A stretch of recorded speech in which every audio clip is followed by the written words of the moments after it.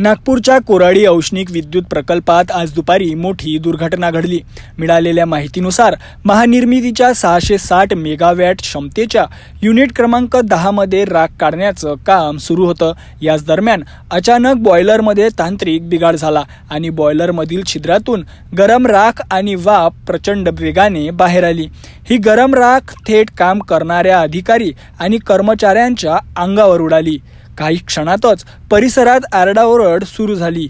या दुर्घटनेत तब्बल 8 जण भाजले गेले असून त्यांना तातडीने मानकापूर परिसरातील खासगी रुग्णालयात दाखल करण्यात आलं।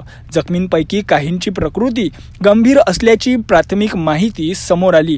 विशेष म्हणजे कोराडी प्रकल्पात याआधीही अशा प्रकारच्या घटना घडल्या आहेत, त्यामुळे सुरक्षा व्यवस्थेवर पुन्हा एकदा प्रश्नचिन्ह उपस्थित झाला आहे।